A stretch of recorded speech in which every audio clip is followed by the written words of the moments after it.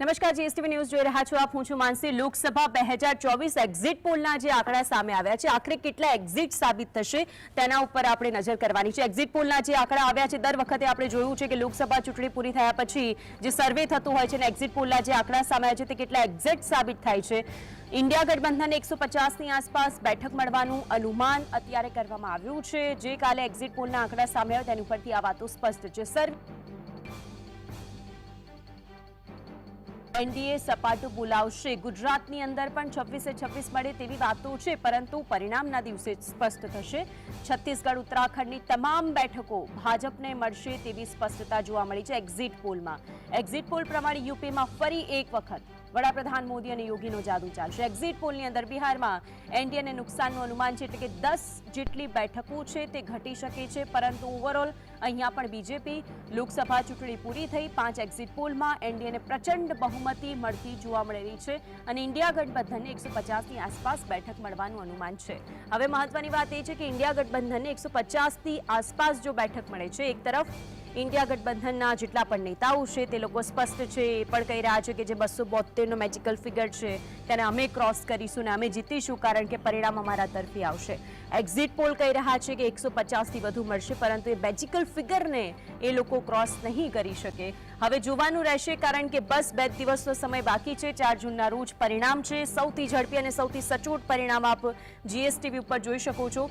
આ એક્ઝિટ પોલના આંકડા, આસામનો જે એક્ઝિટ પોલ સામે આવ્યો તેની ઉપર વાત કરીએ. ચાણક્ય ન્યૂઝ 24નો જે એક્ઝિટ પોલ છે, જેમાં ન્યૂઝ 18 ઇન્ડિયાની વાત કરીએ તો 34 છે ભાજપને, કોંગ્રેસને 6 અને અન્યના ખાતામાં 0 છે. આજ તક એક્સિસની વાત કરીએ તો બિહારની અંદર 30 સીટો મળે છે, કોંગ્રેસને 10 અને અન્યના ખાતામાં 0. એબીપીસી વોટર 32, ભારતીય જનતા પાર્ટીને 7, કોંગ્રેસને અને 1 અન્યના ખાતામાં. અલગ અલગ દ્વારા એક્ઝિટ પોલ આપવામાં આવ્યા છે. બિહારની વાત કરી લીધી.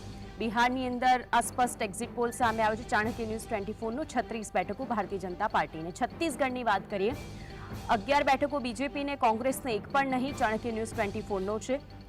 જ્યારે કે દિલ્હીની વાત કરી લે તો 6 ભારતીય જનતા પાર્ટીને, 1 કોંગ્રેસને અને અન્યના ખાતામાં 0 આવે છે. ન્યૂઝ 18 ઇન્ડિયા 5 થી 7 બેઠકો દિલ્હીની આસપાસ બીજેપીને મળતી દેખાઈ રહી છે, કોંગ્રેસને 2.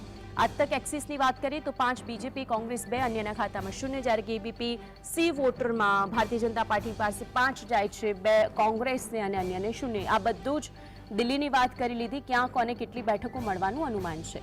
હરિયાણાની વાત કરીએ, 6 બેઠકો ભારતીય જનતા પાર્ટી, કોંગ્રેસને 4, અન્યના ખાતામાં 0. ચાણક્ય ન્યૂઝ 24નો એક્ઝિટ પોલ છે. ન્યૂઝ 18 ઇન્ડિયાની વાત કરીએ, 8 બેઠકો બીજેપીને, 2 બેઠકો કોંગ્રેસને, અન્યના ખાતામાં 0. જ્યારે કે આજ તક એક્સિસ કહે છે કે 5 બેઠકો બીજેપીને મળી શકે છે અને 5 કોંગ્રેસને મળી શકે છે.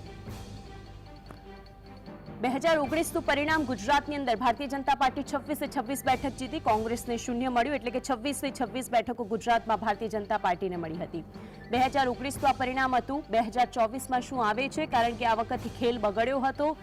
લોકો કહી રહ્યા છે કે 26 નહીં મળે, પરંતુ 6 થી 7 સીટ જાય છે, 8 થી 10 સીટ જાય છે, પરંતુ હવે કેટલી સીટો જાય છે એક્ઝિટ પોલમાં તો 1 પણ સીટ નથી જતી દેખાતી. પરંતુ અહીં સ્પષ્ટ એવું થાય છે કે આ વખતે ગુજરાતની અંદર કંઈક નવા જૂનીના એંધાણ છે. ચાહે તે પુરુષોત્તમ રૂપાલાનો વિરોધ હોય, ચાહે તે બીજેપી તરફનો આક્રોશ હોય, અને ક્ષત્રિય આંદોલન એણે ક્યાં ઇફેક્ટ કરી છે તે 2024ના પરિણામમાં જોવા મળશે. દિલ્હીની વાત કરીએ, ભારતીય જનતા પાર્ટી પાસે 7 બેઠકો હતી. 2019ની વાત છે અને કોંગ્રેસ પાસે 1 પણ નહોતી ગઈ અને કુલ 7 બેઠકો જીતી છે. બિહારની વાત કરીએ તો જેડીયુ, જેની પાસે 16 બેઠકો હતી, ભારતીય જનતા પાર્ટી પાસે 17 અને કોંગ્રેસ પાસે 1 અને એલજેપી પાસે 6 હતી. આમ કરીને કુલ 40 બેઠકોમાં 2019ની અંદર હરિયાણામાં બીજેપી પાસે 10 હતી, કોંગ્રેસ પાસે 1 પણ નહીં, એટલે કે હરિયાણાની અંદર તેમનું પ્રભુત્વ વધારે હતું. 2024માં શું આવે છે, કારણ કે આ વખતે પણ અહીં તેમની સરકાર બનતી દેખાય છે. મધ્યપ્રદેશની અંદર ભારતીય જનતા પાર્ટી પાસે 28, જ્યારે કે કોંગ્રેસ પાસે 1 જ બેઠક એમપીમાં મળી હતી. 29 બેઠકમાંથી, એટલે પણ અહીંયા બીજેપીની સરકાર. બીજી તરફ 2019ની વાત કરીએ, મહારાષ્ટ્રમાં ભારતીય જનતા પાર્ટી 23, શિવસેના 18, કોંગ્રેસ 1, એનસીપી 4, એઆઈએમઆઈ 1, આમ કરીને ગઠબંધન કરીને સરકાર બનાવી હતી. જો કે અત્યારે પણ ગઠબંધનમાં સરકાર છે. પંજાબની વાત કરીએ, કોંગ્રેસની અંદર 8 બેઠકો, ભારતીય જનતા પાર્ટી પાસે 2, શિરોમણી અકાલી દળ 2 અને આપની પાસે 1, કુલ 13 બેઠકોમાં બીજેપી સૌથી ઓછી. રાજસ્થાનમાં ભારતીય જનતા પાર્ટી પાસે 24 બેઠકો, જ્યારે કે અન્યના ખાતામાં 1. 2019ના પરિણામો છે આ, જેની આ વાત થઈ રહી છે. 25 બેઠકોમાં હતી એક તરફ ઝારખંડની વાત કરીએ તો બીજેપી પાસે 11, કોંગ્રેસ પાસે 1 અને અન્ય પાસે 2.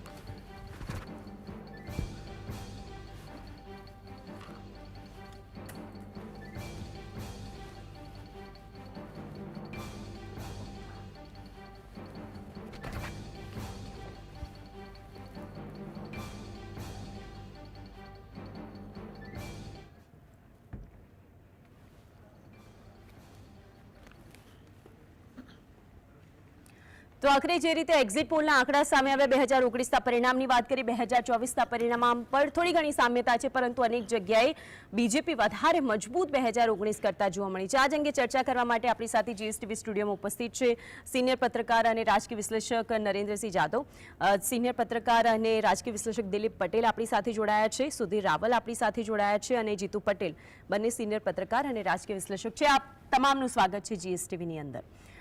સૌથી પહેલા દિલીપભાઈ આપની પાસે આવવા માંગુ છું. જે એક્ઝિટ પોલના આંકડા કાલ રોજ સામે આવ્યા તેને શું આપ એક્ઝિટ માનો છો ખરા? એક્ઝિટ પોલ આમ તો જો કે એનો જે સર્વેનો જે ડેટા હોય છે એ ડેટા અમુક મર્યાદિત હોય છે. માનો કે ગુજરાતમાં 52,000 બૂથ છે, તો કમસે કમ એક બૂથમાંથી એક વ્યક્તિનો અભિપ્રાય લેવામાં આવે ત્યારે એનો સાચો આપણે માની શકીએ.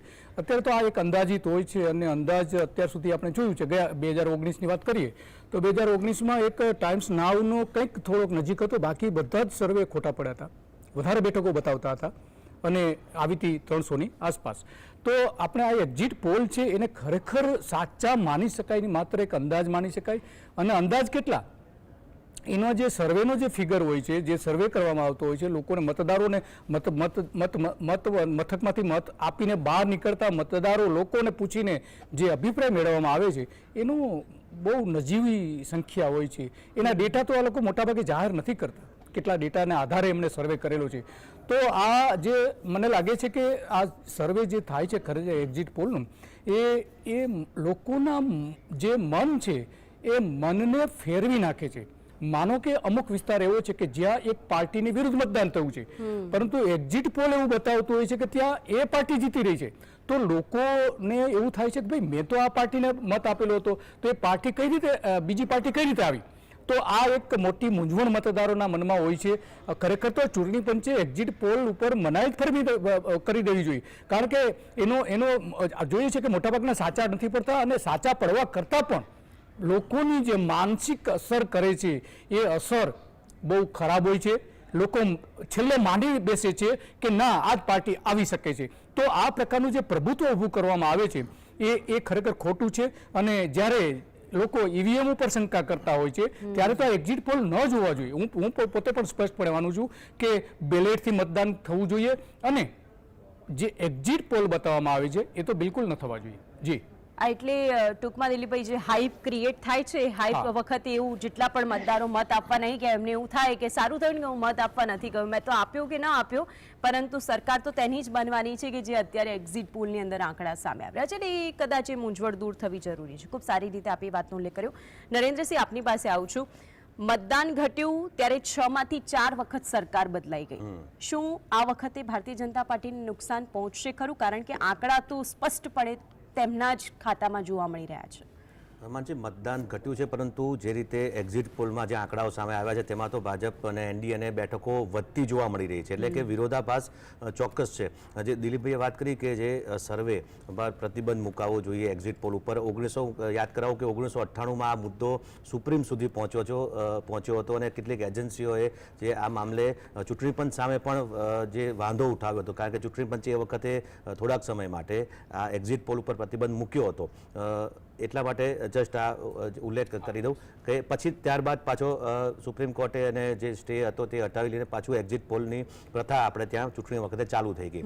ખેર, પરંતુ આ વખતે જે એક્ઝિટ પોલ આવ્યા છે તે કદાચ જે ઓવરઓલ જે માહોલ આપણને જોવા મળતો હતો સમગ્ર ભારતમાં, એવું લાગતું હતું કે ઉત્તર ભારતમાં નોર્થ ઇસ્ટમાં જે સાથે જ અમુક જે રાજ્યો છે, યુપી છે કે પછી મધ્યપ્રદેશ છે, છત્તીસગઢ છે, ત્યાં ભાજપની બેઠકો, એનડીએની બેઠકો થોડી ઓછી થશે ગત વખત કરતાં. પરંતુ આ વખતે હા બિલકુલ ગુજરાતમાં પણ લગભગ 2 કે 3 બેઠકો ઓછી થશે તેવું લાગતું હતું. પરંતુ આ એક્ઝિટ પોલ છે, પવનની દિશા કઈ તરફ છે તે આપણને જાણી શકાય. એક્ઝેક્ટ તો જ્યારે રિઝલ્ટ આવે ત્યારે જ ખબર પડે. પરંતુ જ્યાં સુધી સર્વેની જ્યાં સુધી વાત છે ને, 3 બાબતો તેમાં મહત્વની છે અને તેમાં દરેક જે એજન્સીઓએ, દરેક જે સર્વે કરનાર જે પણ સંસ્થાઓ છે તેમણે કેવા પ્રકારે ધ્યાન રાખ્યું છે. કારણ કે સેમ્પલ સાઇઝ મહત્વની છે. કેટલા લોકો સુધી, ધારો કે એક લોકસભા હોય તો દરેક વિધાનસભા સુધી પહોંચ્યા છે કે કેમ, કેટલા વધુમાં વધુ લોકો સુધી પહોંચ્યા છે, 10,000 છે લોકો સુધીનો સેમ્પલ સર્વે કર્યો કે ભાઈ 50,000 કે પછી લાખ, 5 લાખ, 10 લાખ, એ મેઇન વસ્તુ છે. ઉપરાંત સવાલોની તટસ્થતા પણ એટલી જ જરૂરી છે, તો જ સર્વે સચોટ આવે. અને આ સાથે જ જે સર્વેની રેન્જ છે, રેન્જ કેટલા વિસ્તાર સુધીની છે તે પણ મહત્વનું છે. એટલે કે આ તમામ બાબતો, આ તમામ પાસા ધ્યાન રાખે છે આ તમામ જે સર્વે આપણે જોવા મળ્યા. હકીકતમાં અગાઉ પણ ઘણા બધા જે એક્ઝિટ પોલ ખોટા પણ પડ્યા છે અને આજે આ વખતે એટલે કે તમામ એજન્સીઓ એક તરફી જ, એટલે કે લગભગ 320થી લઈને 400 સુધીની જે બેઠકો એનડીએને દર્શાવી રહી છે. હવે બીજી તરફ જો એવું જ હોય તો આપણે માની લેવાનું કે ફરીથી એક વખત મોદી લહેર સમગ્ર દેશમાં છે. જો 350, 370, 75 જેટલી બેઠકો જો મળે તો મોદી લહેર છે તેવું, મોદી લહેર યથાવત છે તેવું માની લેવું. બીજી તરફ ઇન્ડિયા ગઠબંધન, તેના જે મુદ્દાઓ હતા, જે 5 ન્યાયની વાત હતી, બેરોજગારી, મોંઘવારી, આ તમામ મુદ્દાઓ પ્રજાને સમજાવવામાં નિષ્ફળ ગઈ છે તેવું આપણે માનવું. કારણ કે સમજાવટ એમનામાં જ નથી, કારણ કે એકજૂટતા એમનામાં જ નથી અને કદાચ એટલે જ લોકો જોઈ શકે કે જ્યાં ગઠબંધન થઈને એકજૂટતા ત્યાં નથી તો પછી અહીંયા સરકાર કેવી રીતે ચલાવશે. બિલકુલ, એટલે કે એ મુદ્દાઓ નથી સ્વીકાર્યા લોકોએ તેવું આપણે માની લેવું પડે. બિલકુલ. સુધીરભાઈ, આપની પાસે આવું છું. ભાજપે અત્યાર સુધી 5 વખત કેન્દ્રમાં સરકાર બનાવી, 1996, 1998, 1999, 14 અને 19. હવે આ બધાની વચ્ચે 2024માં આપને શું અંતર લાગી રહ્યું છે, શું ફેર દેખાઈ રહ્યું છે એક્ઝિટ પોલના આંકડાને જોઈને? હું વ્યક્તિગત રીતે માનું છું કે આ એક્ઝિટ પોલના જે આંકડાઓ છે ને એની સાથે હું જરાય સંબંધ નથી. મને કોઈ શબ્દો ચોરવામાં રસ નથી અને હું દિલ્હીમાં છું એટલે હું કેટલીક એજન્સીઓને ઓળખું છું અને ઘણા બધાની કોઈની સાથે વ્યક્તિગત મારે ટીકા ટિપ્પણી પડવાને બદલે પત્રકારત્વ અને ખાસ કરીને રાષ્ટ્રીય મીડિયા ચેનલોની અંદર જે વ્યાપારીકરણ જોવા મળે છે, જે પત્રકારત્વની આદર્શ આચાર સંહિતાનો પેલો નીકાળવામાં આવ્યો છે એનાથી દર્શકો પણ વાકેફ હોવા જોઈએ. આપણે આપણા ક્ષેત્રની અંદર જે ઉણપો છે એ દર્શકોને પણ છેતરવાનું બંધ કરવું જોઈએ. આ જે આંકડાઓ આવ્યા છે, અમને સારું કીધું કે અગાઉ પણ આંકડાઓ ખોટા પડે છે. એક્ઝિટ પોલ એક વિજ્ઞાન છે, એ વાત સાચી છે, પણ એની અંદર તમે પારદર્શિતા એમાં પણ મહત્વની છે. જ્યારે આપણે ચૂંટણી પંચ પાસે પણ એવો જો આપણે બંધારણમાં આપણે અપેક્ષા રાખતા હોઈએ કે દરેકે દરેક ખાલી ટકાવારીની કયા આંકડા કયા બુથ પર કેટલું નેટ ઉપર હોવું જોઈએ, તો એવી જ પારદર્શિતાનો આગ્રહ આ એક્ઝિટ પોલ એજન્સીઓને માટે પણ અહીંયા તો સુધીરભાઈ ટકાવારી મતદાનની પણ એક દિવસ પછી બીજા દિવસે જો તો ઘટી ગઈ હોય કાં તો વધી ગઈ હોય, એ પણ આપના ખ્યાલમાં છે. તમે મારા વિષયને વચ્ચે નહીં તોડો. તમે આવું બીજો પ્રશ્ન કરી દેજો તો આમાં લિંક તૂટી જાય છે. તમે કહેતા હોય તો હું અટકાવી દઈશ, વાંધો નહીં. તો તમે જ્યારે તમારા કેટલા સેમ્પલ છે, કયા વર્ગના લોકોને તમે એપ્રોચ કર્યો છે, કેટલી બેઠકોમાં ગયા છો, એની જે આખી મેથોડોલોજી છે એ એડપ્ટ કરી છે, એક પણ એજન્સી બતાવતી નથી.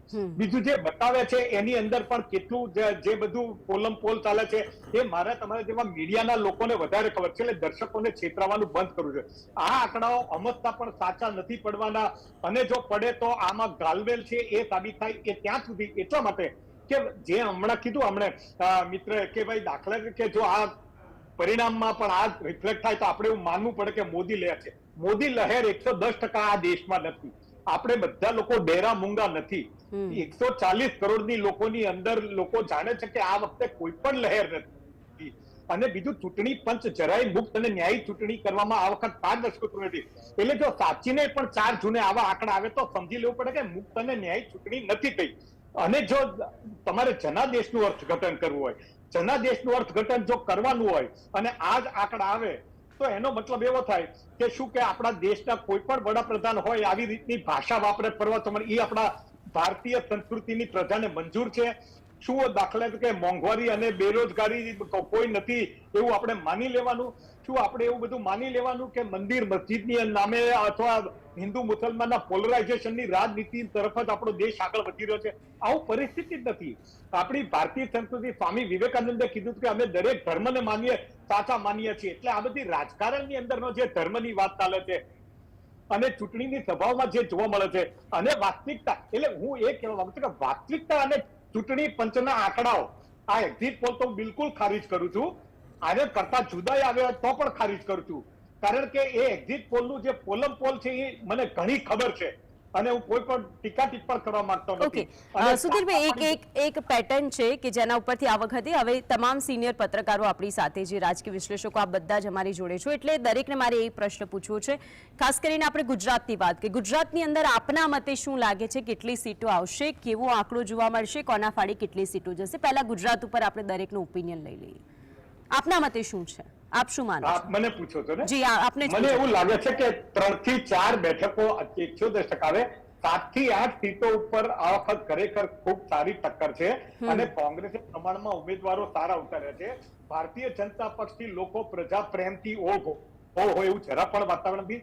25 વર્ષની પ્રજાની અંદર ખૂબ ત્રસ્ત પ્રજા છે. એ વાત સાચી છે કે એ લોકોનું સંગઠન, એ લોકોની જે નીતિ રીતિ, એ લોકોને જે અનએથિકલ પ્રેક્ટિસિસ, એમાં એ આગળ છે. એટલે છતાંય સંગઠન હજી કોંગ્રેસનું નબળું છે. પણ આ વખતે 7 થી 8 સીટો પર ખૂબ સારી ટક્કર છે. મને એવું લાગે છે કે સાબરકાંઠા, પછી બનાસકાંઠા, આણંદ અને ઇવન જામનગરની બેઠક પણ એમની જાય એવી છે. બાકી અમરેલી થી માંડીને 2 થી 3 બેઠકો એવી છે કે જેમાં ખૂબ કાંટાની ટક્કર છે. પણ છતાંય મને એવું લાગે છે જો ફેર ઇલેક્શન થાય, મારી વાત એક જ છે, જો મુક્ત અને ન્યાયી ચૂંટણી થાય તો આ દેશમાં ભારતીય જનતા પક્ષને 242 થી 245 ની બેઠક વચ્ચે જ મળે અને ગુજરાતની અંદર 3 થી 4 એટલે આપના મતે 5 થી 6 બેઠકો બેઠકો આ વખતે સુધીરભાઈ જઈ શકે એવી આપના મતે લાગે છે. જીતુભાઈ, આપના મતે શું લાગે છે? ગુજરાતની અંદર સ્થિતિ શું રહેશે? 26 બાદ એક તો સુરતની બિનહરીફ ગણેલો, તે સિવાય આપને શું લાગે છે 25 બેઠકમાંથી કઈ કઈ બેઠકો ગુમાવી શકે છે? ચોક્કસ જે એક્ઝિટ પોલ આવે છે એમાં તો 26 બતાવે છે અને આપણે ચર્ચા હાલ તો માનસે એક્ઝિટ પોલની કરીએ છીએ. પણ મૂળ વાત એ છે કે બનાસકાંઠા, જેમ સુધીરભાઈએ કીધું તેમ, કે અમુક એવી બેઠકો છે જ્યાં ટક્કર છે અને એમાં ભરૂચની આપણે વાત લઈ શકીએ, બનાસકાંઠા, સાબરકાંઠા, ઇવન આનંદની બેઠક પણ અત્યારે કટોકટીની વાત છે. એટલે જે આ લોકો કહેતા હતા કે બધે અમે 5 લાખથી વધુ લીડ મેળવીશું, એ તો કદાચ સુરત અને એટલે નવસારી બેઠક અને અમદાવાદ અમિત શાહની બેઠકની વાત કરતા ક્યાંય 5 લાખની લીડ મને નથી દેખાતી. એટલે આ વખતે ચૂંટણી લડાઈ એવો માહોલ સર્જાયો, કારણ કે ગઈ વખતે તો એક તરફી માહોલ હતો અને ભાજપ જ સર્વ હશે એવું લાગતું હતું. આ વખતે શરૂઆતના જયારે ચૂંટણી જાહેર થઈ ત્યારે એવું લાગતું હતું, પરંતુ જયારે ચૂંટણી પતી ત્યારે કોંગ્રેસનું અસ્તિત્વ દેખાયું, કોંગ્રેસ લડતી દેખાઈ અને કોંગ્રેસના ઉમેદવારો લડતા દેખાયા. એટલે એવું લાગે છે કદાચ, કારણ કે મતદારોને તો આપણે હાલ અત્યારે તો પ્રયાસ રાખેલ છે કે 4મી તારીખે જ કરીએ, પણ જે એક્ઝિટ પોલ થયા છે, એક્ઝિટ પોલમાં કદાચ એવું થયું હોય કે આ એક્ઝિટ પોલ કદાચ જો શહેરી વિસ્તારમાં જ સર્વે થયા હોય, ગ્રામીણ વિસ્તારમાં અંદરના કારણે ટચ ન થયા, તો સૌથી વધારે મતદાન ગ્રામીણ વિસ્તારમાં થયું છે. અને કહેવાય છે કે જે બેઠકો પર ટક્કર હતી ત્યાં ગ્રામીણ વિસ્તારમાં જ કોંગ્રેસ તરફી લહેર વધારે હતી. એટલે અર્બન એરિયાને છોડતા બાકીના એરિયામાં જો કદાચ એક્ઝિટ પોલ ત્યાં સુધી ના પહોંચ્યું હોય, ગામડાઓના ખૂણે ખૂણે, એટલે એજન્સીઓ, કારણ કે એજન્સીઓ એટલે આપના મતે 2 થી 3 બેઠકો એવી છે કે ગુજરાતની અંદર ભારતીય જનતા પાર્ટી ગુમાવી શકે, જે સપાટું બોલાવાની વાત થાય છે આ વખતે નહીં થાય. બિલકુલ, આપની પાસે આવું છું. નરેન્દ્રસિંહ, આપને શું લાગે છે આ વખતે ગુજરાતની અંદર સ્થિતિ? મને લગભગ 2 બેઠકો આણંદ અને બનાસકાંઠા, એ 2 બેઠકો ઉપર વધારે એટલે કોંગ્રેસ એ બેઠકો મેળવી શકે તેવી શક્યતા છે, કારણ કે ફાઇટ ત્યાં જોરદાર હતી અને જો પહેલી બેઠક જો જીતશે તો આણંદની બેઠક એ કોંગ્રેસ જીતી શકે એવું લાગે છે. ચોક્કસ અન્ય જે બેઠકો પર ફાઇટ ચોક્કસ હતી, સાબરકાંઠા હોય કે પછી આ તરફ વલસાડમાં પણ ઇવન એવી ફાઇટ હતી. આ તરફ તમે જોવા જાઓ તો અન્ય જે વિસ્તારો છે, જેમ કે જામનગરમાં પણ એવી ફાઇટ આપણને જોવા મળી. ઇવન અમરેલીમાં પણ થોડી ફાઇટ એટલા માટે જોવા મળી કે ત્યાં ભાજપનું સંગઠન પણ અંદરખાને નારાજ હતું. એ આશાએ કોંગ્રેસને હતી, પરંતુ ઓવરઓલ 2 બેઠકો કહી શકાય કે જે કોંગ્રેસને મળી શકે. એટલા માટે બીજું વસ્તુ એ કે જે રીતે ક્ષત્રિય આંદોલનની અસર થશે અને તેની લાભ કોંગ્રેસને થશે તેવું કોંગ્રેસ માને છે. પરંતુ જે સરસાઈ હતી ને, તે સરસાઈ કાપીને જીત મેળવી શકે તેટલી શક્યતાઓ ઓછી છે. ચોક્કસ ક્ષત્રિય આંદોલનમાં મત વિરુદ્ધમાં ગયા છે ભાજપની, પરંતુ તે જે મોટી સરસાઈ 3 લાખ, 4 લાખ, 5 લાખની જે ગત ટર્મમાં હતી તેને ક્રોસ કરીને તે જીતી શકે તેવી શક્યતા ઓછી છે. સરસાઈ ચોક્કસ બધામાં ઘટવાની છે, પરંતુ લગભગ 1 કે 2 બેઠક કોંગ્રેસ મેળવી શકે તેવું હાલ મને લાગી રહ્યું છે. ઓકે, આપના મતે 2 બેઠક લાગી રહી છે કે ગુજરાતની અંદર 2 બેઠકો જશે? દિલીપભાઈ, આપનું શું માનવું છે? જો આપણે જે રીતે મતદાનનું એનાલિસિસ કરીએ, વિધાનસભાની ચૂંટણીના જે આપણે મતદાન જે થયું હતું એનું એનાલિસિસ કરીએ, કયા પાર્ટીને કેટલા મત મળેલા છે એ, અને ઉમેદવારો પ્રત્યે લોકોનો આ વખતે રેલીમાં કેટલા પ્રમાણમાં આવ્યા હતા, એના પ્રત્યેનો કેવો અહોભાવ છે, એને કઈ રીતનું જોઈ રહ્યા છે મતદારો, આ બધાને જો જોઈએ તો મારી દ્રષ્ટિએ 7 બેઠકો એવી હતી કે જ્યાં ખરેખર કાંટાની ટક્કર હતી. આ વખતે પહેલી વખત જોવા, જે 2019માં પણ હતું, જોવા નહોતું મળ્યું. એટલા માટે કે કોંગ્રેસમાં મોટા વિવાદો નહોતા, આમ આદમી પાર્ટીમાં કોઈ વિવાદો નહોતા ઉમેદવારોના સંદર્ભમાં, પરંતુ ભારતીય જનતા પાર્ટીની 11 બેઠકો એવી હતી કે જ્યાં વિરોધ હતો, વિવાદ હતા અને ઉમેદવારો બદલવા પડ્યા હતા. પહેલી વખત આવું થયું છે. અને ત્રીજી વાત કે જે એક પ્રકારનો વેવ હોવો જોઈએ કોઈ એક પાર્ટી તરફથી, એ પણ જોવા નહોતો પડ્યો. તો આ બધાની જે સમીક્ષા મારી દ્રષ્ટિએ એક પત્રકાર તરીકે હું જોઉં તો 3 બેઠકો એવી છે કે જે કોંગ્રેસની જીતી શકાય એવી છે, 3 બેઠકો, અને એક આમ આદમી પાર્ટી જીતી શકે એમ છે. એમાં જે 3 બેઠકો હું મૂકી શકું, એક જામનગર, એક સુરેન્દ્રનગર, આણંદ અને કંઈક અંશે વલસાડ. જોકે એ શ્યોર નથી, વલસાડમાં હજુ પણ કંઈક અંશે કોંગ્રેસ માટે વલસાડ પણ એક ફેવર છે, પરંતુ આમ આદમી પાર્ટી ભરૂચની બેઠક જીતી શકે એવી શક્યતાઓ છે જ, એમાં કોઈ સવાલ નથી. પરંતુ આપણે જોઈએ છીએ, માનો કે 2019માં મેં 3 બેઠકો એવી તારવી હતી કે જેમાં આંખો મીચીને આપણે કહી શકીએ કે કોંગ્રેસ જીતી શકે એમ હતી, એક પણ જીતી નથી. આ વખતે પણ એવું હું માનું છું કે આ 3 બેઠકો જે છે અને એક આમ આદમી પાર્ટીની, તો આ બેઠકો કદાચ કોંગ્રેસ જીતી જાય, પરંતુ આપણે પરિણામોમાં જોઈશું કે 25 બેઠકો એક જ તરફી હશે. આપના મતે 3 બેઠકો આપને લાગી રહ્યું છે કે ગુજરાતની અંદર 3 બેઠકો એનું કારણ કહું તમે, એનું કારણ કહું કે 12% મત એવા હતા કે આમ આદમી પાર્ટીને વિધાનસભામાં મળ્યા હતા. એ 12% તો અત્યારે કમસે કમ કોંગ્રેસ તરફી ગયા છે અથવા તો એના એલાયન્સ તરફ ગયા છે. તો આ 12%નો જે મોટો ફરક આવી રહ્યો છે એના કારણે વધારે શક્યતાઓ ઊભી થઈ છે. બિલકુલ. હું એક એમાં એડ કરું કે જે ભાજપને ગત વખતે લગભગ 63% જેટલા મત મળ્યા હતા, દિલીપભાઈ કદાચ ખ્યાલ છે આપને, 63% જેવા મત ઓવરઓલ ગુજરાતમાં મળ્યા હતા. આ વખતે મતદાન ઓછું થયું છે, લગભગ 60% જેટલા મત, એટલે 3 થી 4% જેટલા ઓછા, કદાચ 3% જેવા ઓછા મળ્યા છે. આમ છતાં પણ જો એક્ઝિટ પોલમાં જો ભાજપ તમામ બેઠકો જીતતી એવું બતાવે છે, થોડુંક આપણને થોડુંક કંઈક વધારે હોય એવું મારું માનવું છે. અને એટલે જ આપણે દરેક સીટની વાત કરીએ એટલે ટૂંકમાં આપણે વાત કરીશું. બિહારની વાત કરી લઈએ. સુધીરભાઈ, આપની પાસે આવજો. બિહારનું ચિત્ર કેવું લાગી રહ્યું છે આપને? બિહારમાં કેટલી સીટ જઈ શકે છે ને બિહારમાં શું લાગે છે આપ? બિહારની અંદર અગેન હું કહું છું કે હું સર્વેના આંકડા પર ને જો મારું એસેસમેન્ટ, હા, આપનું જ મને ત્યાં આગળ હાજી જે જનતા દળ યુનાઇટેડ, જે નીતિશ કુમારે 3-4 વાર પાટલી બદલી, એટલે એની જે વિશ્વસનીયતા આખી ધૂળમાં મળી ગઈ છે, ત્યાર પછી ત્યાંના વોટર એક વસ્તુ નક્કી કરી છે કે નીતિશ કુમારના નેતૃત્વમાં બિહારનું કોઈ ભાવિ નથી. બીજું, ત્યાં આગળ તેજસ્વી જેવા યુવાનને જે રીતના આખું લોક સમર્થન એને મળી રહ્યું છે, અને કોંગ્રેસની સાથે જોડાણ કર્યા પછી રાષ્ટ્રીય જનતા દળ અને કોંગ્રેસ પછી જે સ્વયંભૂ જનજુવાળ છે, એ સત્તાની અંદર બેઠેલા ભારતીય જનતા પક્ષ અને જનતા દળ યુનાઇટેડ કરતા બહુ વધારે નેચરલ છે. જેને કહેવાય આ બાજુ પ્રોજેક્ટેડ છે, આ બાજુ નેચરલ છે. એટલે ગઈ વખતની પરિસ્થિતિની અંદર અત્યારના કરતા ભારતીય જનતા પક્ષ અને જનતા દળ યુનાઇટેડ ફટકો પડે છે, પણ ત્યાં આગળ પરિસ્થિતિ 50-50% રહેશે, કારણ કે ત્યાં આગળ બહુમતી મળી જાય એવું નથી. કારણ કે ઘણી વખત એવું હોય છે, રાજ્ય વિધાનસભાની ચૂંટણીની અંદર જે માઇન્ડસેટ હોય છે વોટરોનો અને કેન્દ્રની ચૂંટણીમાં વોટરોનો માઇન્ડસેટ જુદો હોય છે, એ ફરક હોય છે. એ ફરક હોવાથી બંનેને 50-50% મળી શકે બેઠકો, એવું મારું અનુમાન છે. પણ નરેન્દ્ર મોદીની જ્યાં સુધી વિશ્વસનીયતાનો સવાલ છે, લોકપ્રિયતાનો સવાલ છે, એમણે 1.25 લાખ કરોડના પેકેજની વાત કરી હતી. એ તેજસ્વી યાદવે અને કોંગ્રેસ પાર્ટીએ એ લોકોને ગણીને યાદ જોડાવી છે. સુધીરભાઈ, એક પ્રશ્ન, 40 માંથી કેટલી મળી શકે છે?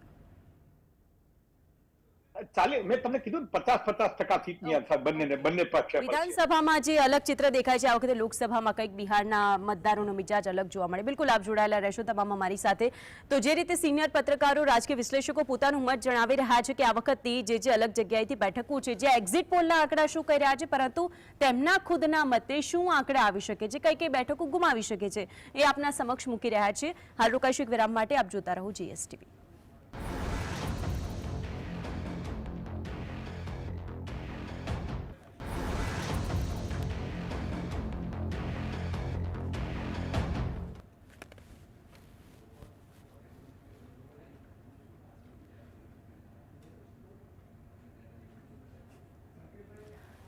બ્રેક બાદ સ્વાગત। એક્ઝિટ પોલના જે આંકડા સામે આવ્યા અત્યારે આપણે વિશ્લેષણ કરી રહ્યા છે। તમામ સિનિયર પત્રકારો અને રાજકીય વિશ્લેષકો આપણી સાથે જોડાયેલા છે। તેમના મતે ક્યાંક એવું ચિત્ર જોવા મળી શકે છે। બિહારની અંદર જે રીતે સુધીરભાઈએ વાત કરી લીધી કે 50% જેવું સ્પષ્ટપણે દેખાય છે। હવે વાત કરીશું દિલીપભાઈ આપણી સાથે જોડાયેલા છે। દિલીપભાઈ, મહારાષ્ટ્રની અંદર કુલ સીટ 48, આપને શું લાગે છે મહારાષ્ટ્રમાં કેવું ચિત્ર જોવા મળી શકે છે? જો મહારાષ્ટ્રમાં આ વખતે ચિત્ર જે ગયા વખતે જે હતું એના કરતાં આખી પરિસ્થિતિ અલગ છે। બાકીના જે આપણે રાજ્યો જોઈએ છે, ગુજરાતની આસપાસના જે રાજ્યો જોઈએ છે, એમાં આ વખતે મહારાષ્ટ્રમાં તદ્દન પરિસ્થિતિ જુદી છે। કારણ કે પહેલી વાત તો એ કે ત્યાંની જે લોકોએ ચૂંટેલી એક સરકાર હતી અને લોકોના મતથી ચૂંટેલી સરકાર હતી, એ સરકારને ઉથલાઈ દેવામાં આવી હતી। એના કારણે ત્યાંની વ્યાપક પ્રમાણમાં નારાજગી હતી ચોક્કસ પ્રકારની પાર્ટીઓ સામે। તો એ જે મતદાનમાં, કારણ કે આ મહારાષ્ટ્ર ગુજરાત નથી, ગુજરાતના લોકો લાગણીશીલ હોય છે અને એક તરફી મત કેટલીક બાબતોમાં એ આવી જાય છે અને મત જઈને આપી આવે છે, પરંતુ મહારાષ્ટ્રમાં એવું નથી। મહારાષ્ટ્રમાં લોકો ત્યાંની પરિસ્થિતિ જુએ છે, મહારાષ્ટ્રની વાત પહેલી એ લોકો સમજે છે અને એનો એ અમલ પણ કરે છે। દરેક મતદાનમાં આપણે જોયું છે અને ત્યાંની સ્થાનિક સરકારો મોટાભાગની એ રીતની જ અત્યારે સુધીમાં આવી છે લોકલ પાર્ટીની સાથેની। તો મહારાષ્ટ્રમાં આ વખતે એવું લાગે છે કે જે એનડીએ છે એને કદાચ ઓછી બેઠકો આવશે એવું મને લાગી રહ્યું છે, ખાસ કરીને શહેરી વિસ્તારોમાં, જે પુના છે, મુંબઈ છે, એવા જે વિસ્તારો જે છે, નાસિક। તો આ જે શહેરી વિસ્તારો છે એ કદાચ આ વખતે એનડીએને પસંદ નહીં કરે એવું મને પોતાને એવું લાગી રહ્યું છે। મેં કેટલાક જે ત્યાંના જે રિપોર્ટ્સ જે વાંચ્યા છે એના આધારે હું કહી રહ્યો છું। અને બીજી વાત કે મહારાષ્ટ્રમાં જે કંઈ થયું છે એમાં ગુજરાતનો રોલ હતો રાજકીય રીતે। શરદ પવાર પણ એક વખત ગુજરાતમાં અહીં અમિત શાહને આવીને મળી ગયા હતા, એને મળવા આવવું પડ્યું હતું, મળવા આવવાની ફરજ પડી હતી। મહારાષ્ટ્રથી ધારાસભ્યોને લાવીને સુરતમાં લાવવામાં આવ્યા હતા। તો આ બધી જે ઘટનાઓ છે મહારાષ્ટ્રમાં જે કંઈ બની હતી એ સીધું એની સાથે લિંક થયું છે। એટલા માટે મને એવું લાગી રહ્યું છે કે મહારાષ્ટ્રમાં આ વખતે એનડીએને પૂરતી બેઠકો નહીં મળે। ઓકે, ઠીક છે। એટલે એ ચિત્ર કદાચ અહીં બદલાઈ શકે છે તેવું આપના મતે લાગે છે કે પૂરતી બેઠકો તો નહીં મળે, ઓછો આંક સામે આવી શકે છે। જીતુભાઈ, આપની પાસે આવું છું, પંજાબમાં શું લાગી રહ્યું છે? આપ 13 બેઠકો પંજાબમાં આપની સરકાર ત્યાં છે અને આમ આદમી પાર્ટીના જે રીતે આ વખતે ઇસ્યુ ઉભા થયા હતા કેજરીવાલને જેલમાં પૂરીને પછી ત્યારબાદની ચૂંટણી લડાઈ, કદાચ ઇમોશનલ મતો, ખેડૂત આંદોલનની પણ ત્યાં અસર છે। તો ઓવરઓલ એવું માનું છું કે ત્યાં ભાજપનો અત્યારે જે વર્તમાન દેખાવ છે એ કદાચ યથાવત રહે, એમાં ગ્રો થવાની શક્યતા હું નથી જોતો।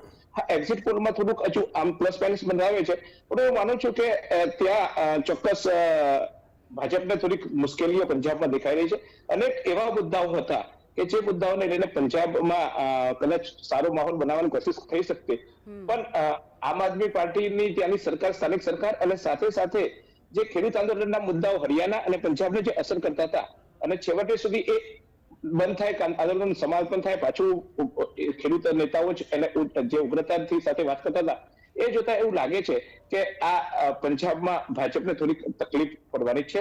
અને ગઈ વખતે પણ બહુ ઓછા પરિણામોમાં બહુ ઓછી જે બાંધછોડ કરવાની વાત આવતી હતી, એ જ આ વખતે પણ ત્યાં ભાજપે બાંધછોડ કરવી પડશે। પણ અન્ય રાજ્યોને કદાચ લઈને ભાજપ ત્યાં કવર કરી શકે અને કેન્દ્રમાં ભાજપની સરકાર આમ આદમી બનવાની છે। પાર્ટી જ આપને અહીં મજબૂત દેખાઈ રહી છે, ઇમોશનલ વોટ કદાચ મળી શકે, કોંગ્રેસ પણ કદાચ 1-2 બેઠકો જીતી શકે, અને પરંતુ આપ ત્યાં સ્પષ્ટપણે જોવા મળી છે આપના મતે। બિલકુલ, આપની પાસે આવું છું નરેન્દ્રસિંહ। કર્ણાટકની અંદર કુલ 28 બેઠકો, 2019ની અંદર 25 બીજેપીના ફાળામાં ગઈ હતી। આપને શું લાગે છે આ વખતનું ચિત્ર? કર્ણાટકમાં આ વખતે જે રીતે માહોલ બન્યો હતો અને ત્યારબાદ જે પ્રજ્વલાનો જે કાંડ સામે આવ્યો, તે પહેલાં કેટલાક ભાગોમાં વિસ્તારોમાં ચૂંટણી થઈ ચૂકી હતી, ત્યારબાદ પણ થઈ, તેની અસર કદાચ એનડીએ માટે, કારણ કે જે ગઠબંધન હતું જેડીએસ સાથે, તેની અસર કદાચ એનડીએના આ ગઠબંધન ઉપર થાય તેવી શક્યતાઓ પૂરેપૂરી હતી। આમ છતાં પણ કર્ણાટકમાં જે એક્ઝિટ પોલમાં આપણને જોવા મળ્યું છે કે તેમાં લગભગ ગત વખત જેટલી જ પરિસ્થિતિ, જે સીટો છે તે જાળવી રાખે તેવું એક્ઝિટ પોલ દર્શાવે છે। તે કદાચ હું માનું છું ત્યાં સુધી ગત વખત કરતાં બેઠકો ઓછી થાય તેવું માહોલ લાગી રહ્યો છે। એટલે કે કર્ણાટકમાં જે નુકસાન થોડું જે થાય એનડીએને તેવું ચોક્કસ લાગી રહ્યું છે। હવે એક્ઝિટ પોલમાં તો તેમાં યથાવત સ્થિતિ છે તેવું દર્શાવે છે આંકડા, હવે જોવાનું રહેશે। પરંતુ અન્ય જે 4 રાજ્યો છે દક્ષિણના, તેમાં ભાજપ થોડું બેઠકો ગેઇન કરે તેવું એક માહોલ બન્યો હતો, કારણ કે અમિત શાહ અને નરેન્દ્ર મોદીએ જે દક્ષિણાયન જે સાઉથમાંથી જે તેમને વધુ બેઠકો મેળવવાનો એક લક્ષ્યાંક હતો તે ક્યાંક ને ક્યાંક તેમાં સફળ થતા હોય તેવું થોડા અંશે લાગી રહ્યું છે આ એક્ઝિટ પોલના આંકડાઓના આધારે. કારણ કે પરંતુ આંધ્રમાં ચંદ્રબાબુ નાયડુના સહારે તેમની બેઠકો અત્યારે આજે 25માંથી 20 બેઠકો મેળવે તેવો જે એક અંદાજ છે તે ચંદ્રબાબુ નાયડુના સહારે જ જીતી શકે, એકલા જીતી શકે તેવી કોઈ શક્યતા ફેર પડશે ને એવું લાગે છે કે જે મજબૂત રીતે જે બીજેપી છે તે અહીં જોવા મળશે. સુધીરભાઈ, આપના સુધી અવાજ આવી રહ્યો હતો જમ્મુ કાશ્મીરની અંદર, શું આપને લાગે છે? લાગે છે તેમની સાથે અત્યારે સંપર્ક નથી સધાઈ રહ્યો. જમ્મુ કાશ્મીરને લઈને આપની પાસે આવું છું દિલીપભાઈ, શું લાગે છે કુલ 5 સીટ ઉપર? 5 સીટમાં એક તો ત્યાં પહેલી વાત એ છે કે 370 કલમ જે રદ કરી એનો આખા દેશમાં પ્રચાર કર્યો ભાજપે આ બીજી વખત સતત, છતાં પણ ત્યાં ભારતીય જનતા પાર્ટીના એક પણ ઉમેદવાર નથી કાશ્મીરમાં. તો આ કેમ એને આ પ્રકારની વ્યૂહરચના બનાવી એ હજુ લોકો એમને એટલે પાર્ટી તરફથી તો કોઈ જાહેરાત કરવામાં આવી નથી, એટલે મેં કમસે કમ ક્યાંય વાંચ્યું નથી, જે ન્યૂઝ જે રિફર કરતા હોય છે એમાં મેં ક્યાંય વાંચેલું નથી. એ શા માટે એવો નિર્ણય લીધો ભારતીય જનતા પાર્ટીએ કે કાશ્મીરમાં આપણો એક પણ ઉમેદવાર નહીં? આ એક મોટી દ્વિધા આખા ભારતના લોકોના મનમાં છે. બીજી વાત કે ત્યાંની લોકલ સ્થિતિ છે એ ભલે દાવો કરવામાં આવે કે સુધરી છે, સારી છે, ભલે ત્યાં હજુ એટલું બધું ક્રાઇમ નથી, પરંતુ લોકોના જે આંતરિક બાબતો જે છે એના દિલમાં જે પડેલી વાત છે એનો રોષ હજુ ઠંડો પડ્યો હોય એવું લાગતું નથી. અને તો જ સ્વાભાવિક છે ભારતીય જનતા પાર્ટી ત્યાં પોતાના ઉમેદવારો ઉભા ન રાખી શકે. તો એવું લાગી રહ્યું છે કે ત્યાં અત્યારે તો એનડીએ માટે મુશ્કેલી પરિસ્થિતિ તો છે જ. ઓકે, સુધીરભાઈ આપની પાસે આવું છું. રાજસ્થાનની અંદર કુલ 25 સીટો 2019ની અંદર ભારતીય જનતા પાર્ટીના ફાળામાં 24 ગઈ હતી, આરએલપી પાસે 1 અને કોંગ્રેસ 0. શું લાગે છે આ વખતનું ચિત્ર?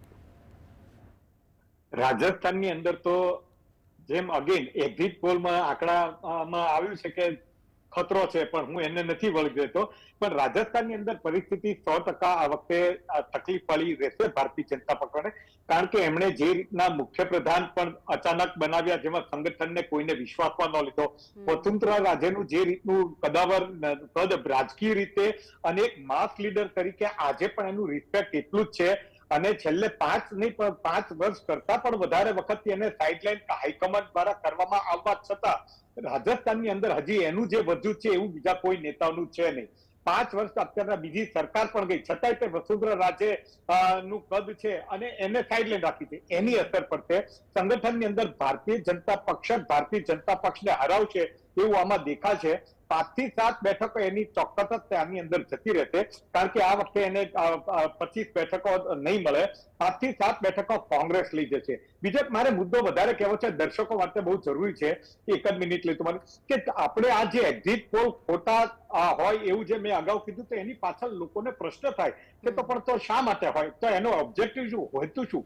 તો એક્ઝિટ પોલની પાછળ મુખ્ય 3 કારણો હોય છે. એક તો મનોવૈજ્ઞાનિક સ્તર પર એક એવું વાતાવરણ બનાવવામાં આવે કે જેના કારણે જે પોસ્ટપોલ એલાયન્સ ઉપર એની બહુ જબરદસ્ત અસર પડતી હોય છે. પોસ્ટપોલ એલાયન્સ જે સાથી પક્ષોને લાગે કે કયો પક્ષ સત્તા પર આવે છે તે પહેલેથી એની તરફ થઈ જાય, અને જે પડદા પાછળની નેગોશિએશન છે એમાં એની વધારે પડતી નજીક એ રહી શકે, કારણ કે આ 2-3 દિવસના ગાળામાં એ જ થતું હોય છે. બીજું એક એવું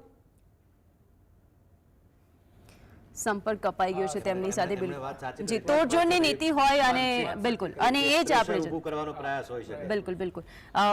આપની પાસે આવું સુધીરભાઈ, આપની વાત પછી પૂરી કરીશું. જીતુભાઈ આપની પાસે આવું છું. મધ્યપ્રદેશની વાત કરી લઈએ. કુલ સીટ 29, એમપીની અંદર શું લાગી રહ્યું છે? 2019ના પરિણામમાં તો ભારતીય જનતા પાર્ટી પાસે 28 ગઈ હતી. શું લાગે છે આપને? વિધાનસભાની ચૂંટણીમાં એમપીના પરિણામો બહુ અલગ આવ્યા હતા, અને આ વખતે ફરી એકવાર ત્યાં જે બેઠકો છે એમપીની જે 29 બેઠકો છે એમાંથી ભાજપને ત્યાં સારો દેખાવ મળશે કે એનડીએ ને ત્યાં સારો દેખાવ જોઈ રહ્યો છું. આખો માહોલ બદલાયો હતો અને રાજ્ય સરકારની એટલે વિધાનસભાની ચૂંટણી હજુ હમણાં જ ગઈ, એટલે એ માહોલ હજુ કન્ટિન્યુ હોય એને હેન્ડીકેપ કરવા માટે ભાજપે બધા જ પ્રયત્નો કર્યા હતા, અને એ બધા પ્રયત્નોમાં મને સફળ દેખાય છે. તેમ છતાંય ત્યાં કોંગ્રેસ સાવ અસ્તિત્વ વગરની લઈ રહી, એટલે કે જે આખું ગઠબંધન છે એને ત્યાં ખાતું તો ખુલશે અને ત્યાં એ લોકો જાળવી રાખશે પોતાની જે અસ્તિત્વ છે તે. પણ ભાજપે અહીંયા એને ગેઇન કર્યું છે. ભાજપને જે આખો એક ગઈ વખતે એવું હતું કે ભાઈ કદાચ આ સરકાર જશે કે વધશે એવા જે પ્રશ્નો હતા એ આ વખતે ચોક્કસ લોકસભામાં એને બેનિફિટ મળી ગયો છે. વિધાનસભાનો સીધો જ અમને નફો મળ્યો હોય. એટલે વિધાનસભાનો જે વેવ છે આ વખતે લોકસભામાં જોવા મળશે અને જે અત્યારે ઉત્સાહનો માહોલ છે ને જે એક્ઝિટ પોલના આંકડા છે તેને અનુસરીને સારું એવું બીજેપીના ફાળામાં જઈ શકે એવું લાગી રહ્યું છે. ઓકે, નરેન્દ્રસિંહ આપની પાસે આવું છું. દિલ્હીની વાત કરીએ, કુલ 7 સીટ છે. 2019ના પરિણામ આપણી સમક્ષ હતા. ભારતીય જનતા પાર્ટી સાથે ક્લીન સ્વીપ કરી હતી. આ વખતે શું લાગે છે, ઘણા બધા ફેક્ટર દિલ્હીની અંદર ઇફેક્ટેડ રહ્યા?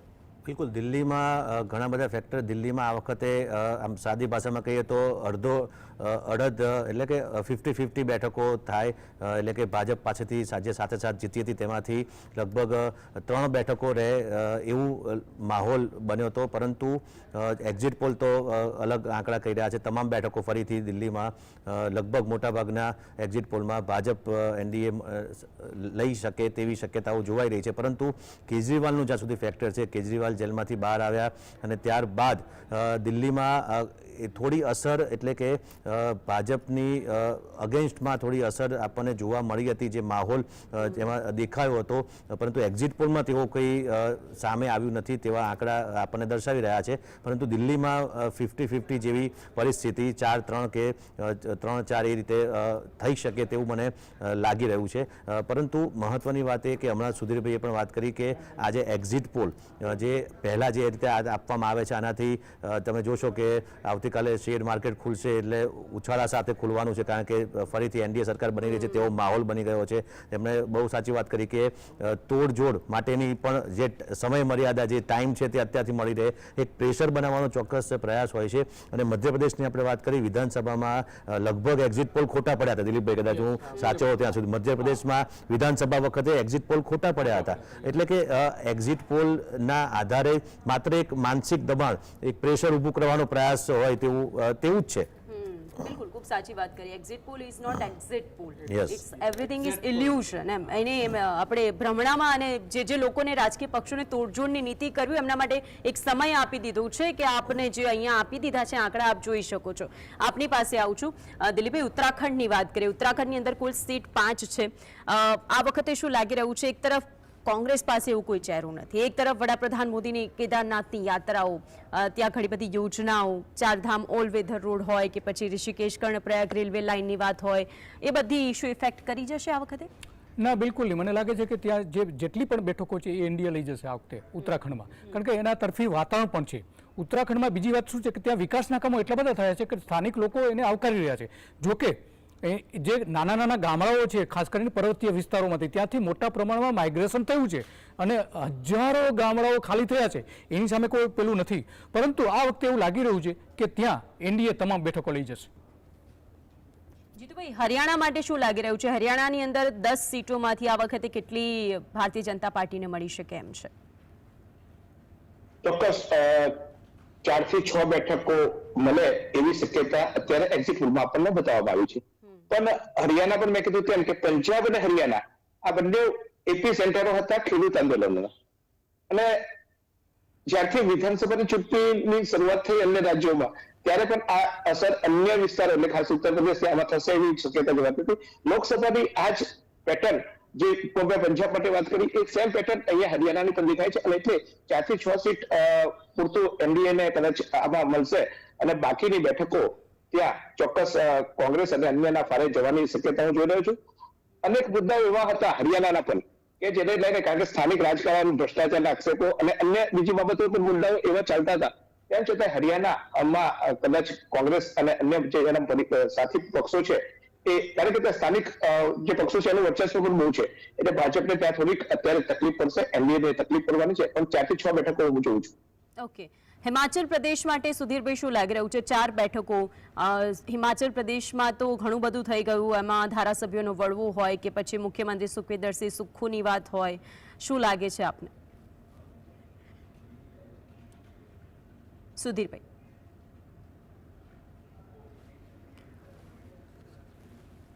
લાગે છે તેમના સુધી અવાજ નથી પહોંચી રહ્યો. દિલીપભાઈ, આપને શું લાગે છે હિમાચલ પ્રદેશ માટે? હિમાચલ પ્રદેશમાં આમ તો જો કે મારો બહુ એટલો બધો સ્ટડી નથી કે ત્યાં ખરેખર શું પરિસ્થિતિ છે, પરંતુ 2019માં ભારતીય જનતા પાર્ટી પાસે 4 બેઠકો હતી. તેમના જ મુખ્યમંત્રી અને ધારાસભ્યોના બળવાને લઈને ખૂબ ચર્ચામાં રહી આ બેઠક.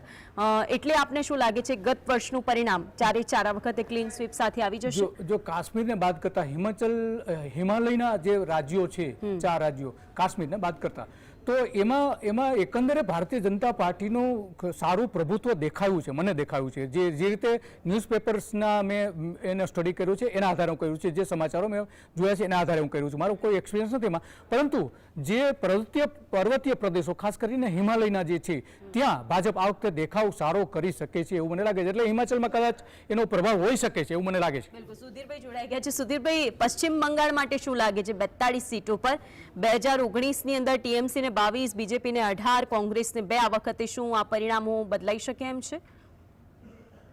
પશ્ચિમ બંગાળની અંદર પરિસ્થિતિમાં ભારતીય જનતા પક્ષને ફાયદો એટલા માટે થશે કે ત્યાં આગળ ઘણી બધી રાજકીય ઉથલપાથલો જે થઈ તેની અંદર મમતા બેનર્જી જે નરેન્દ્રભાઈની સ્ટાઇલ છે એવી જ સ્ટાઇલ અરવિંદ કેજરીવાલની છે, એવી સ્ટાઇલ મમતા બેનર્જીની છે.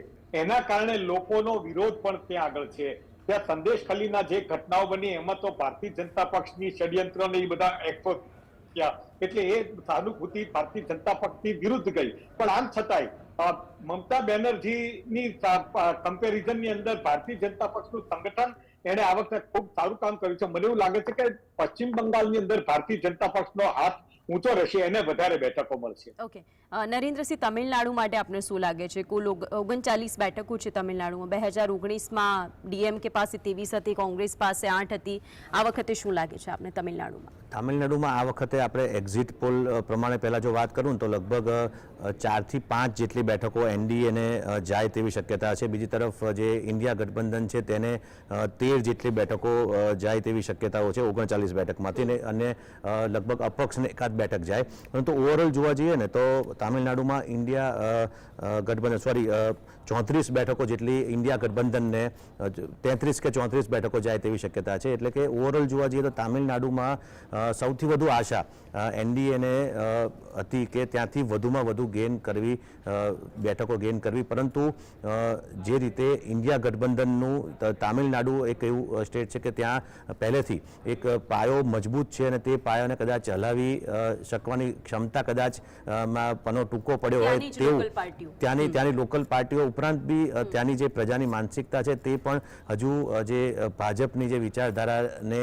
અથવા તો ભાજપ તરફી એટલું આકર્ષણ નથી, અને તે આપણને ચોક્કસ દેખાશે. તામિલનાડુમાં ગેઇન કરવાની આશા ભાજપને હતી, પરંતુ તેટલું ગેઇન કદાચ નહીં કરી શકે. એટલે કે ઇન્ડિયા ગઠબંધનને સમગ્ર દક્ષિણ ભારતની વાત કરીએ તો તામિલનાડુમાંથી સૌથી વધુ બેઠકો તામિલનાડુમાંથી પ્રાપ્ત થશે તેવું મારું માનવું છે. અને એટલે જ સાઉથમાં આટલી બધી રેલીઓ, આટલા બધા સંબોધન હવે એ પક્ષને મજબૂત કરવા માટે કરવી પડે છે. જીતુભાઈ, આપની પાસે આવું છે. આંધ્રપ્રદેશની અંદર 25 બેઠકો. શું લાગે છે આ વખતે અહીંની ટીડીપી મજબૂત છે ચંદ્રબાબુ નાયડુની પાર્ટી? આ ફરી એ જ વાપસી કરશે કે કેમ?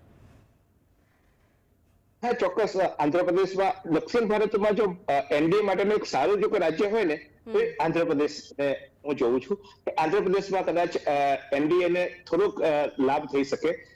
બાકી અન્ય રાજ્યોમાં તો દક્ષિણ ભારતમાં ભાજપ અને એના સહયોગીઓ પ્રયાસ કરે છે, પણ ઇન્ડિયા ગઠબંધનની જે ત્યાંની મજબૂતાઈ છે, જેમ કે આપણે અહીંયા પશ્ચિમ બંગાળમાં જે રીતે હોય છે તે રીતે ત્યાં એ લોકોનો હજુ એકો જામ્યો નથી. અનેક મુદ્દાઓ લઈને જાય છે, અને આ વખતે તમે જુઓ ચૂંટણીનો આખું ફોકસ ત્યાં હતું, પણ તેમ છતાં ત્યાં એક આ રાજ્યને બાદ કરતા અન્ય રાજ્યોમાં એ નથી પહોંચ્યા. આ રાજ્યમાં એનડીએનું સારું દેખાશે. ત્યાં એ લોકોનો એક ત્યાં પગ ચમાવડો થયો છે, અને એ કદાચ યથાવત રહેશે એવું હું માનું છું. 1-2 બેઠકો પ્લસ માઇનસ થશે, કારણ કે મુદ્દાઓ થોડાક આવ્યા હતા, અને એ મુદ્દાઓને લઈને પણ ક્યાંક 1-2 બેઠકો જે છે એ ત્યાં પ્લસ માઇનસ થઈ શકે. પણ ઓવરઓલ લાસ્ટ ટાઈમ જે હતું એ જ ચિત્ર હું જોઈ રહ્યો છું હાલ, તો કે એ લોકોને લગભગ એવરેજ મળી શકે એવું આપને લાગી રહ્યું છે. બાકી કઈ ફેર નહીં પડે, ત્યાંની જ પાર્ટી મજબૂત રહેશે, ટીડીપી અને અન્ય પક્ષ. દિલીપભાઈ, કેરળની અંદર આપને શું લાગી રહ્યું છે? 20 બેઠકો કેરળની અંદર. એક પણ બેઠક ભારતીય જનતા પાર્ટીને 2019માં નહોતી મળી.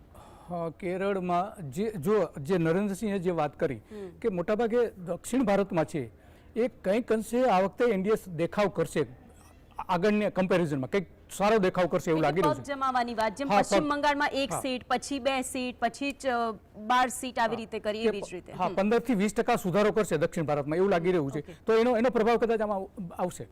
ઓકે, આપના મતે લાગે છે એમ આવશે. ઓડિશાની અંદર નરેન્દ્રસિંહ શું લાગે છે આપને? 21 સીટ, એમાંથી બીજેપીના ફાળે 2019ના પરિણામમાં 8 સીટ ગઈ હતી. આ વખતે બીજેડી સારું એવું પરિણામ મળ્યું છે. બીજેડી જ આ વખતે મજબૂત લાગી રહી છે આપને કેરળની અંદર, ઓડિશાની અંદર? ઓડિશામાં આ વખતે કદાચ ભાજપ જે રાજ્યો છે નોર્થ ઇસ્ટના ત્યાં કદાચ એટલે એ ઓવરઓલ જોવા જઈએ તો ઓડિશામાં ભાજપ આ વખતે વધુ સફળતા મળે, વધુ ગેઇન કરે તેવું લાગી રહ્યું છે. કારણ કે જે 21 બેઠકો છે તેમાંથી લગભગ 14 જેટલી બેઠકો કદાચ ભાજપ આ વખતે પ્રાપ્ત કરી શકે. ગત વખત કરતાં વધારે બેઠકો મળશે, જ્યારે બીજેડી પણ લગભગ 4-5 જેટલી બેઠકો એ પ્રાપ્ત કરી શકે. કારણ કે ઓડિશામાં જે વડાપ્રધાનથી લઈને ભાજપના જે નેતાઓએ પણ ત્યાં રેલી કરી છે અને રોડ શો પણ ત્યાં કર્યા છે. અને એક જે પ્રભાવ જે છે, જે ભાજપે પોતાનો એક પ્રભાવ જે ઊભો કરવાની કોશિશ ઓડિશામાં વધુ મહેનત પણ કરી છે, તેમાં કોઈ શક્યતા, તેમાં કોઈ બેમત નથી. અને એટલા માટે ઓડિશામાં આ વખતે ભાજપને ગેઇન થશે તેવું ચોક્કસ મારું માનવું છે. બેઠકો ગત વખત કરતાં વધશે. ઓકે, સુધીરભાઈ, ઝારખંડ માટે આપનું શું માનવું છે? ઝારખંડની અંદર 14 સીટોમાં ગત વખતના પરિણામમાં 11 ભારતીય જનતા પાર્ટીના ફાળે ગઈ હતી. શું લાગે છે આ પરિણામોમાં? ઝારખંડમાં એકચ્યુઅલી ગઈ વખતે 11 ભારતીય જનતા પક્ષને હતી ને 1 કોંગ્રેસને હતી. તો ત્યાર પર વિધાનસભાની અંદર ત્યાં આગળ હેમંત સોરેન છે ને હેમંત સોરેનના વાઇફ કલ્પના સોરેને જે રીતના એમની જેલમાં મોકલ્યા, હેમંત સોરેને જેલમાં મોકલ્યા પછી જે મોરચો સંભાળ્યો છે, ત્યાર પછી એ આદિવાસીઓમાં એક નવી ચેતના જાગી છે. પણ મને એવું લાગે છે કે જ્યાં સુધી સંસદની બાબત છે ત્યાં આગળ એટલો બધો ફરક નહીં પડે. ઝારખંડની અંદર ભારતીય જનતા પક્ષની જે કઈ લીડ છે એ આ વખત ચાલુ જ રહેશે એવું લાગે છે. કારણ કે વિધાનસભાનું માઇન્ડસેટ તે વખતે પણ હતું, ત્યારે સંસદની અંદર એને મળ્યું હતું, એટલે પરિણામમાં બહુ ફરક નહીં પડે. બિલકુલ. જીતુભાઈ, આપના સુધી અવાજ પહોંચી રહ્યું છે મારો? હા, આસામ માટે શું લાગે છે આપને? 14 બેઠકો આસામની આ વખતે શું લાગે છે? ગત વખતે બીજેપીને 9 મળી હતી. શું આ વખતે વધારો થશે કે પછી કોંગ્રેસ પણ ગત વખતની જેમ વધી શકે છે અને અન્ય પક્ષ જોડાઈ શકે છે એવું? હા, આસામની જે મુદ્દાઓ છે એ આસામમાં પણ આ વખતે એનડીએ એ જોર માર્યું છે અને એનડીએ કદાચ એનું જે અસ્તિત્વ છે એ ટકાવીને 1-2 બેઠકોમાં ગ્રો કરી શકશે. પણ આસામના રાજ્યોની જે પરિસ્થિતિ હોય છે ત્યારે એ પરિસ્થિતિને લઈને ત્યાં આ વખતે બંને પક્ષોએ એક અલગ અલગ રીતે ત્યાં ચૂંટણી લડવાના પ્રયાસો કર્યા હતા. મુદ્દાઓની અલગ અલગ મુદ્દાઓની ચર્ચા કરી હતી.